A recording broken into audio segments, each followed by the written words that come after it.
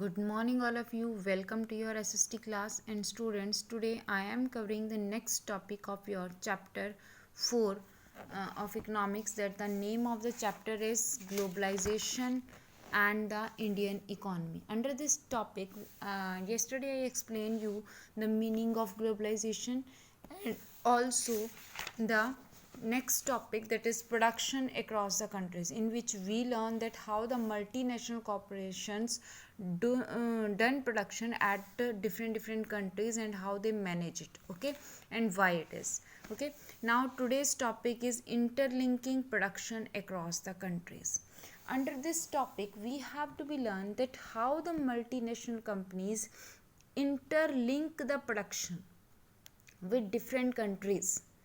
Exactly, beta. Yesterday I explained you कि multinational companies when having the production, then they are establishing their production areas in many countries. वो अपने production areas को बहुत सारे countries में establish कर रहे हैं.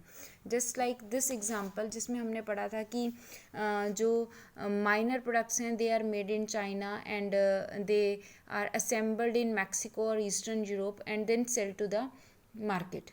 ओके तो यहाँ पर डिफरेंट कंट्रीज़ में डिफरेंट वर्क हो रहा है. अब वो इंटरलिंक किस तरह से कर रही है उस प्रोडक्शन को, that is main thing. Okay so read it, start reading it. In journal MNC setup production, ये मैंने आपको कल बताया था कि MNC इस प्रोडक्शन को सेटअप करती है.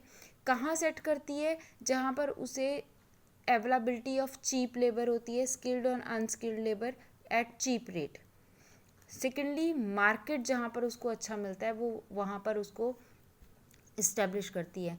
And third is the government policies, कि गवर्नमेंट किस कंट्री की गवर्नमेंट उनके लिए बेनिफिशियल है, कौन सी कंट्री की गवर्नमेंट जो है वो फेवर कर रही है मल्टीनेशनल कंपनीज़ को. वहाँ पर multinational companies setup their offices or we can said are their production areas. Okay, so when the MNCs set up factories in a country, then they are invested in them, that countries. I told you yesterday that investment is known as foreign investment. जब वो दूसरे countries में जाकर पैसा लगा रहे हैं, वहाँ लैंड परचेज कर रहे हैं, बिल्डिंग लगा रहे हैं, तो that is known as foreign investment.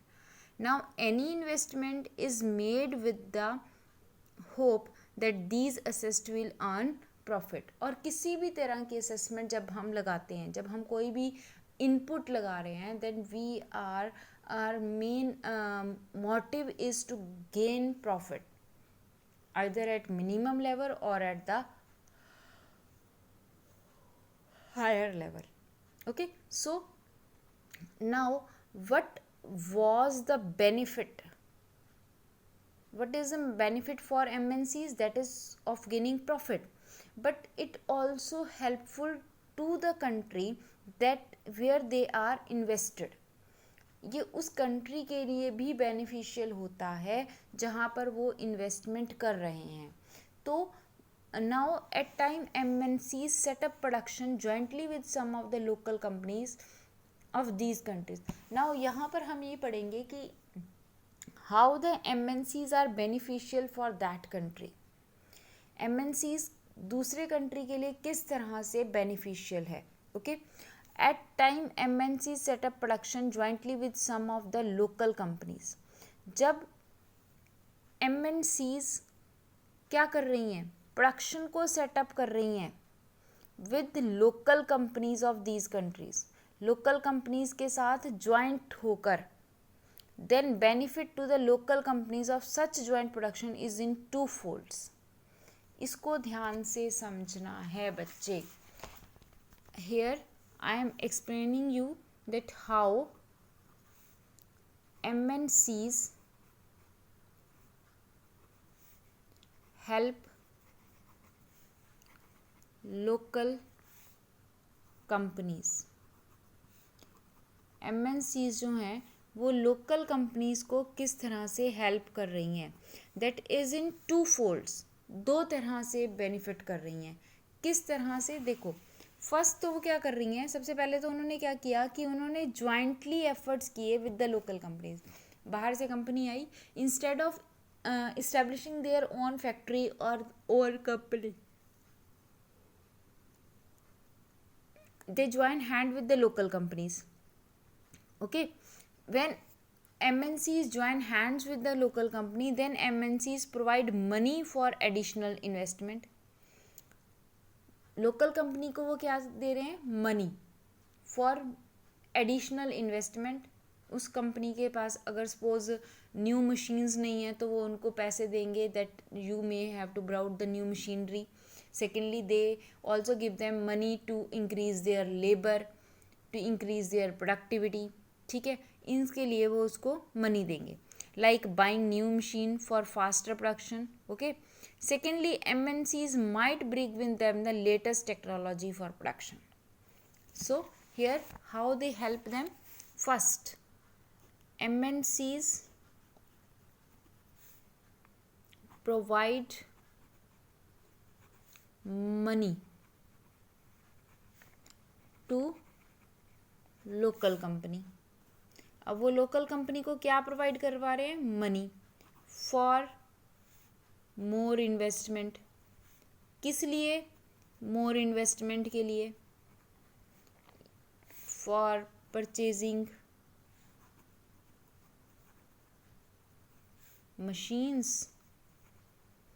Machines को परचेज करने के लिए, और to increase production,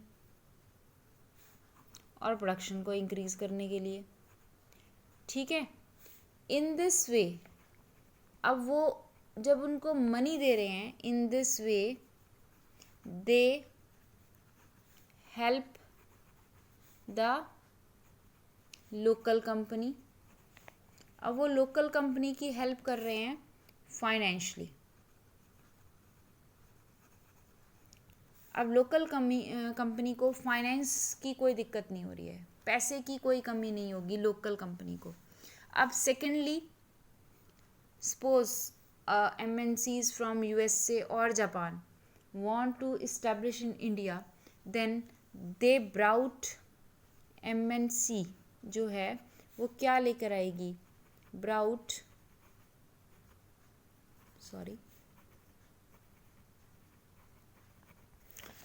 new technology. वो क्या लेकर आ रही है? New technology.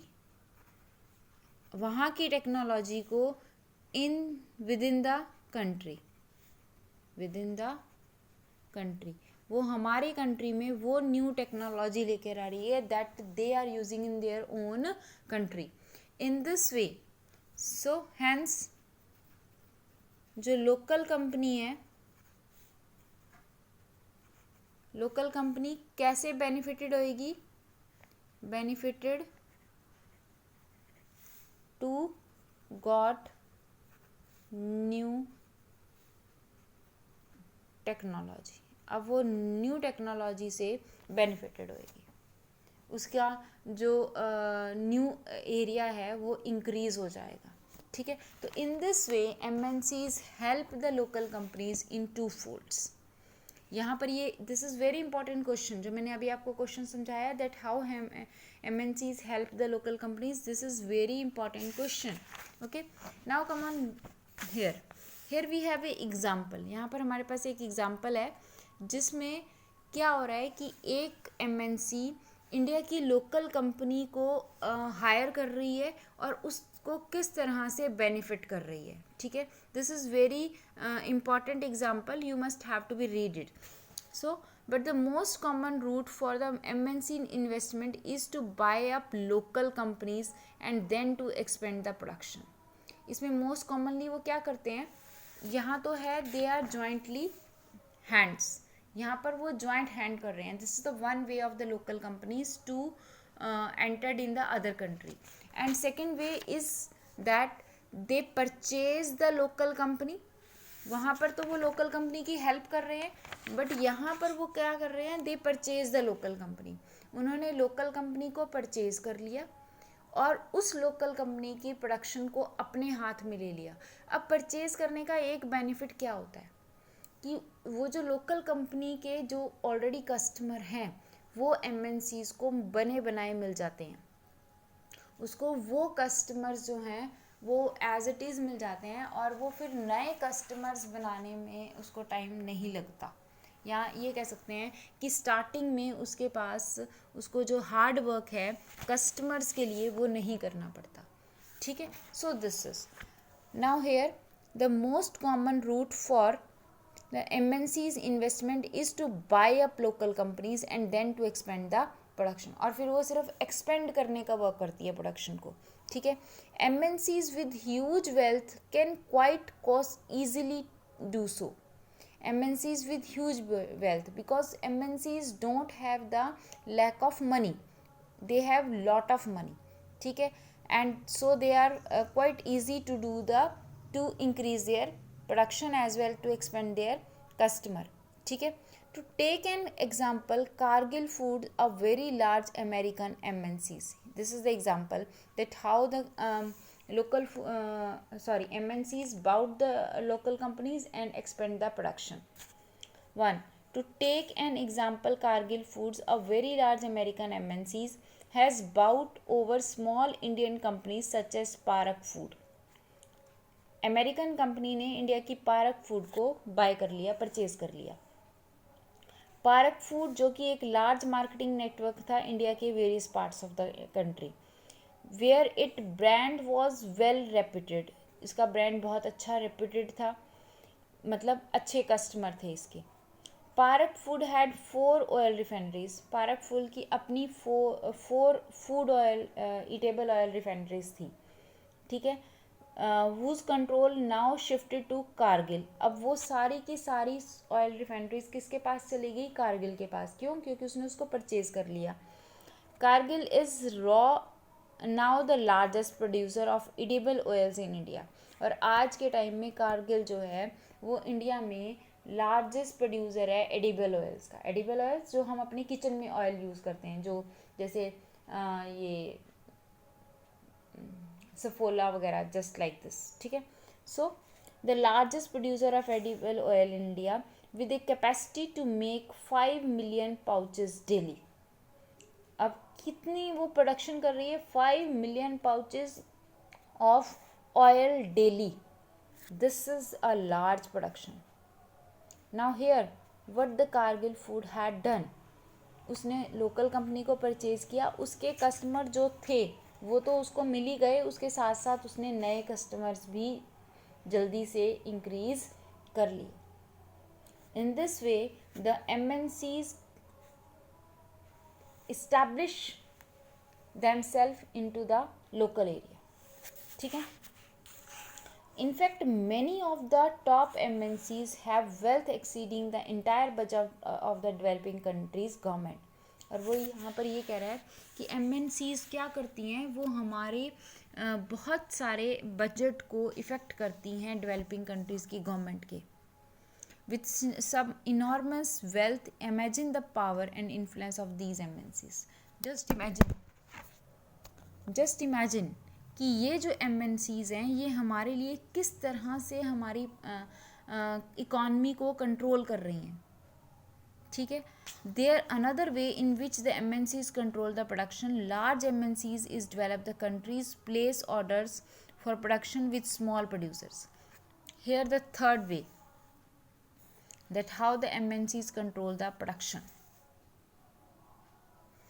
ठीक है, अब यहाँ पर थर्ड वे में क्या कर रही हैं? देखो, फर्स्ट वे में क्या किया था? With join hand. Second way में they are purchasing the local companies, and third way में they are also large MNCs develop countries with the order of production with small producers. यहाँ पर वो क्या कर रहे हैं? वो ऑर्डर दे रहे हैं स्मॉल प्रोड्यूसर्स को। यहाँ पर एक बहुत इम्पॉर्टेंट चीज़ हमारे सामने काम आ रही है। हम क्या करते हैं? ब्रांडेड गुड्स खरीदते हैं।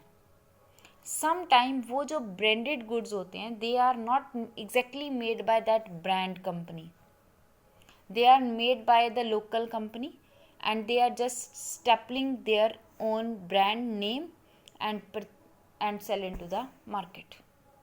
दिस इज द फैक्ट, बहुत बड़ा फैक्ट है ये।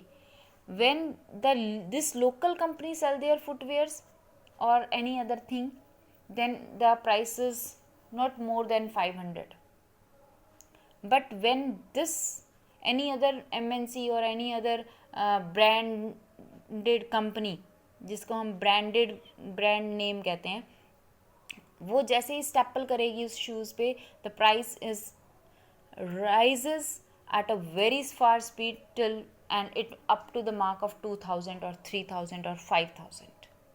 This is the reality, and how it is happened, like here it is the reality of this.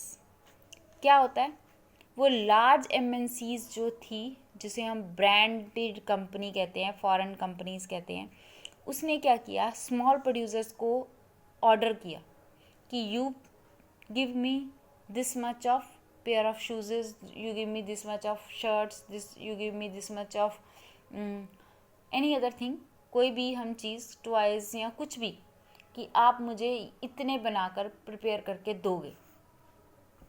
Local company ने दे दिए, MNC ने क्या किया, उस पर अपनी स्टैंप लगाई और उसको आगे सेल कर दिया। ठीक है, अब यहाँ पर एग्जैक्टली मैन्युफैक्चर किसने किया, बाय द लोकल कंपनी।